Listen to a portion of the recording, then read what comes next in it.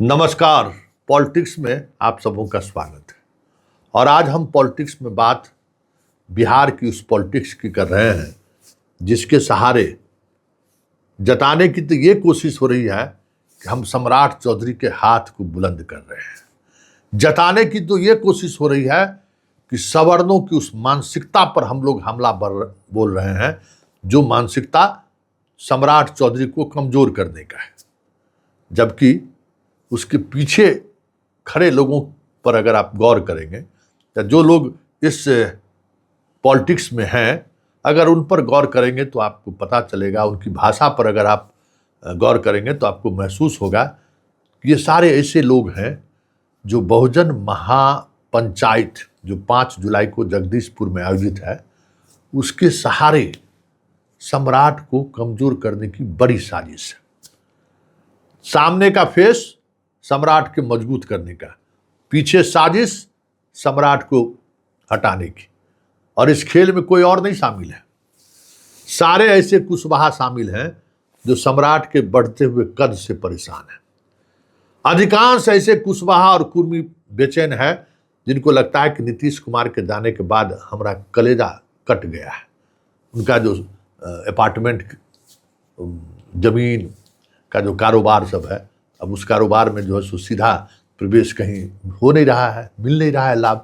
तो ऐसे तमाम लोग उस बहुजन महापंचायत के सहारे एक माहौल बनाने की कोशिश कर रहे हैं। और माहौल क्या है? बैकवर्ड फॉरवर्ड, जो बीजेपी को कभी सूट नहीं करता है। बीजेपी इस पॉलिटिक्स को अगर स्वीकार करने लगे तब तो उसकी राजनीति ही खत्म हो जाएगी। ये बात सम्राट भी समझते हैं और सम्राट के पक्ष में मजबूत होने का जो महापंचायत हो रहा है वो लोग भी समझते हैं, लेकिन उसकी मंशा है सम्राट को कमजोर करना। जरा इसकी तस्वीर देखिए, बिंद है, वहीं तारापुर वाला सम्राट के चुनाव में बैठ गया था, जिसको मुकेश सहनी के पार्टी से टिकट मिला था, बैठ गया। ये सोचा था कि इसको सम्राट विधान परिषद बना देगा, सम्राट विधान परिषद नहीं बनाए। तब बताइए कहाँ तारापुर, हाँ पहुंच गया जगदीशपुर। कब बरगा नेता है, मतलब सिर्फ उद्देश्य देखिए कि घेर लेना है। ये बीजेपी की जो नेत्री हैं, जरा इसके बारे में पता कर लीजिए कि किस मंत्री के यहाँ दिन भर बैठी रहती है, पता कर लीजिए। और उस मंत्री को लेकर सम्राट का क्या ओपिनियन है, या फिर हाल के दिनों में सम्राट ने उस मंत्री की क्यों फटकार लगाई है। जिस मंत्री के यहाँ ये महिला दिन भर बैठी रहती है, उस मंत्री को सम्राट ने जबरदस्त फटकार लगाई है। सिर्फ अति पिछड़ा होने और महादलित होने से थोड़ी सियासत होता है, परफॉर्मेंस भी देना होगा ना, उसमें खिंचाई होगा। तो ये अब वहाँ जाएंगी, महापंचायत में आह्वान कर रही है।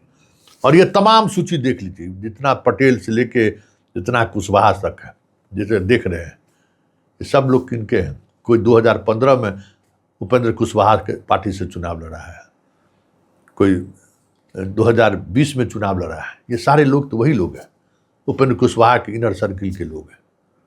और इस बहुजन महापंचायत का अगुवा बने हुए हैं, आग उगल रहे हैं फेसबुक पर, सोशल मीडिया पर। हाँ, आग उगल रहे हैं। एगो नेताजी आग उगलना शुरू किए थे, लेकिन उनको पता चल गया कि इस सियासत से जो है नीतीश कुमार भले मंत्री उनको बना दिया है, नीतीश अभी है नहीं, और सम्राट अगर टेढ़ी कर दिया नजरे तो हो जाएगा खेला, चल जाएंगे, हवा निकल जाएगी इनकी। बड़ी मुश्किल से चुनाव जीत कर आए हैं, और जीत कर आए हैं, और इनको पता है कि किसके वोट से जीत कर आए हैं। तो वो जो सियासत है ना, अगर बदल गए तो फिर दुगो भतीजा इनका फेसबुक पर बड़ी गोल गोल गप कर रहा है। ठीकेगा, मुखिया का चुनाव वो जीत सकता है, वहाँ कुशवाहा का कितना वोट है? यादव के खिलाफ के पॉलिटिक्स में राजपूत सवर्ण आपको वोट कर दे रहा है। इसका ये मतलब नहीं ना कि आप उस तरीके की राजनीति भी करिएगा। वहाँ यादव और सवर्ण एक साथ हो जाएगा तो घर से निकल कर वोटो दीजिएगा। कितना आबादी आपका है? इस सच से काहे मुख मोड़ रहे हैं? आपको सम्राट से विवाद है, या सम्राट आपको तवज्जो नहीं देता है, तो फिर अलग बात है। लेकिन इसके लिए आप सम्राट के आड़ में सम्राट का ही कब्र खोद रहे हैं। कुशवाहा नहीं समझता है जाति क्या, बेवकूफ जाति है। वैसे ये जो है सब अपना वापस ले लिए हैं और नागमणि अब सामने में है।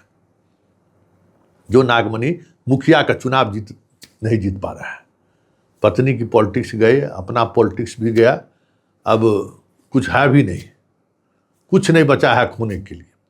इतने बड़े पॉलिटिशियन का पुत्र होने के बावजूद भी अपने जुबान व्यवहार से हाशिए पर पहुंच गए।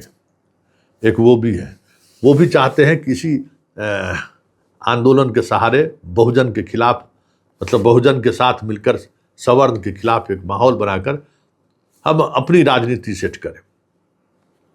2 बार जहाँ से विधायक बने हैं वहाँ तो सवर्ण के वोट से बने हैं विधायक, कभी आरजेडी से जीत पाए, कभी कुछ इस तरीके की चीज़ें हुई। भाई वो राजनीति अब बहुत आगे चला गया है, अब वो राजनीति दूर दूर तक दिखाई नहीं देता। कास्ट अब कोई आइडेंटिटी है, सोशल स्ट्रक्चर इस तरीके से बदल गया है कि जो गांव में रह रहा है ना उसको हर किसी को एक दूसरे की जरूरत है, मरनी हरनी से लेके भोज भात तक में, समझ गए। इसलिए इस पॉलिटिक्स से जब लालू यादव आज हाशिए पर चले गए उस पॉलिटिक्स की वजह से, तो फिर ये उपेंद्र कुशवाहा, नागमणि, बिंद, ये नेत्री, ये लोग कहाँ से टिकेंगे। और जो दिखाना चाह रहे हैं कि हम ये सम्राट चौधरी के लिए कर रहे हैं, सम्राट चौधरी के साथ जिस तरीके का ब्राह्मणों ने व्यवहार किया है, जिस भाषा का इस्तेमाल किया है, हमें उसी भाषा में जवाब देना है, तो बीजेपी इनको छोड़ देगी क्या। बीजेपी के केंद्रीय नेतृत्व की नज़र उस जगदीशपुर के उस कार्यक्रम में है जहाँ से बीजेपी का सांसद चुनाव आ रहा है। उसको भी पता है ना कि बिहार में जो नुकसान हुआ है वो उस नुकसान के पीछे कुशवाहा की क्या पॉलिटिक्स रही है, उसको भी पता है। तो वो भी दूरबीन से जो है सो देख रहा है इसमें हो क्या रहा है। तो ये खेल भले ही सम्राट की मजबूती को लेकर किया जा रहा है, ऐसा दिखाया जा रहा है, लेकिन इस खेल के पीछे एक गहरी साजिश है सम्राट को अस्थिर करने का। जीतन राम मांझी को क्या समस्या है?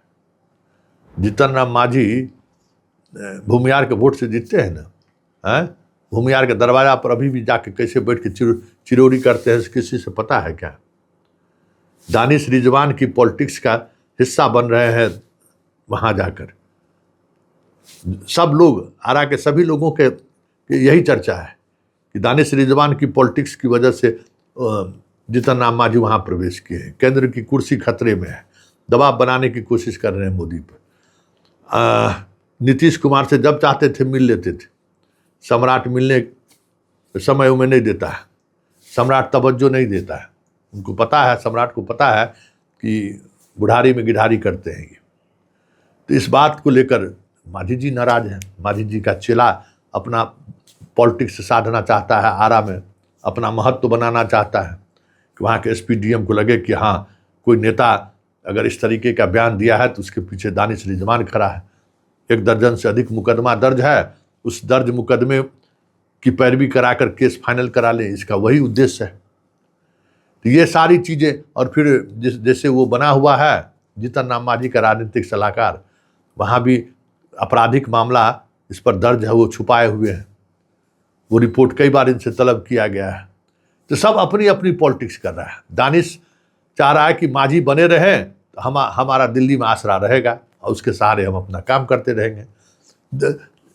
जीतन राम मांझी को है कि हमारा मंत्रिमंडल से नहीं हटे और ऐसा पॉलिटिक्स बिहार में करें कि सम्राट असहज हो, फिर हमें तवज्जो मिले। अश्विनी चौबे की भी यही स्थिति है, गुप्तेश्वर पांडे की भी यही स्थिति है। हर कोई पॉलिटिकल तरीके से चीज़ों को देख रहा है। बाबा गुप्तेश्वर बाबा नीतीश कुमार से कहे गए थे कि बिहार से कहीं से भी हमको टिकट दे देना, हम जीत जाएंगे। कहे अभी जाइए, आप इतना बड़ा नेता आप हो गए। उसके बाद जो अयोध्या कंठीधारी हो गए, फिर लौट के नहीं आए हैं, लेकिन राजनीतिक कीड़ा तो काट रहा है। इस संत साधुकारी में उनको मन थोड़ी लगने वाला है, मौका मिल गया कर रहे हैं। तो हर कोई अपने तरीके से अपना राजनीति साध रहा है और उस राजनीति में कहीं न कहीं निशाने पर सम्राट है कि सम्राट की कुर्सी अस्थिर हो जाए, सम्राट बैकफुट पर आ जाए। वैसे भी 2 तारीख को ये घटना घटी है। लगभग 26 दिन हो गया, कहीं कोई हाफ इनकाउंटर हुआ है क्या?